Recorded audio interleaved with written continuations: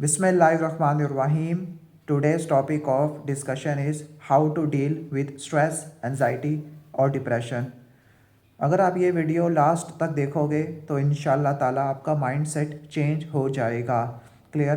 तो stress, anxiety, depression almost हर बंदे को है और इसकी वैरायटी ऑफ द रीजंस हैं जिसमें नहीं जाने वाले। लाइक हमें स्ट्रेस, एंजाइटी, डिप्रेशन क्यों होता है कि हम अपने आप को दूसरों के साथ कंपेयर करते हैं कि दूसरा बंदा काफ़ी ज़्यादा आगे चला गया है, मैं वैसा का वैसी ही हूँ। या फिर हमें जो चीज़ चाहिए होती है वो हमें अपने टाइम पे नहीं मिल रही होती।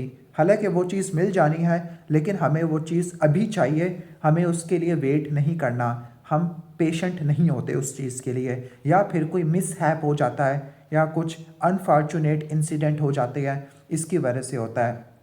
आपने सिंपली एक फिनोमिना को याद रखना है, वो ये है कि आप इस दुनिया में हमेशा नहीं रहने वाले। Clear? This is not a true world. Clear? ये एक असल दुनिया नहीं है। सबसे पहले आपने ये एक्नॉलेज करना है। वैसे तो आपको ये एक्नॉलेज करना चाहिए कि आपको एंजाइटी, स्ट्रेस या डिप्रेशन है। दूसरा, आपने ये एक्नॉलेज करना है कि आप एक ट्रू वर्ल्ड में नहीं रह रहे। मतलब हर बंदे ने एक ना एक दिन इस दुनिया से चले जाना है, ये एक अटल हकीकत है। This is the true reality. Clear? तो आपने इस दुनिया से एक ना एक दिन ज़रूर चले जाना है, तो ये सफरिंग एक ना एक दिन ख़त्म होनी है। हाँ, ये कब ख़त्म होनी है वो सिर्फ और सिर्फ अल्लाह जानता है। ठीक हो गया? और दूसरा, आपने ये याद रखना है कि जब भी आप कंपैरिजन करते हो, कंपैरिजन में आप मोस्टली आप उस लोगों के साथ कंपैरिजन करते हो जो आपसे ऊपर होते हैं। आपने हमेशा कंपैरिजन उस बंदे के साथ करना है जो आपसे नीचे है। फॉर एग्जांपल, आप मिडिल क्लास है तो आपका कंपैरिजन अपर क्लास वाला नहीं होना चाहिए, आपका कंपैरिजन लोअर क्लास वाला होना चाहिए कि भाई मेरे पास ये चीज़ें हैं, इस बंदे के पास ये चीज़ें भी नहीं है। क्लियर? सही हो गया? और सबसे इम्पोर्टेंट चीज़, सब्र और शुक्र। This is the very important concept, सब्र और शुक्र, जो ऑलमोस्ट कोई भी नहीं करता। आई थिंक सो शुक्र इज़ हाईली अंडररेटेड।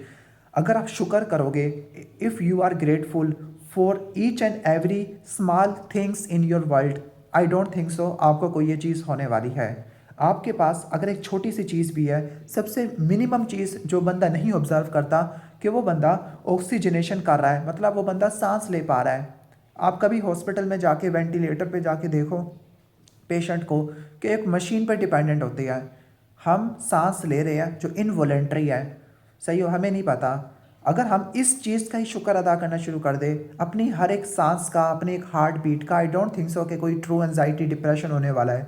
अगर आपको नहीं रियलाइज़ हो रहा तो जाके एक्सपीरियंस करो उन लोगों को जो अपनी सांस लेने के लिए वेंटिलेटर के ऊपर डिपेंडेंट है।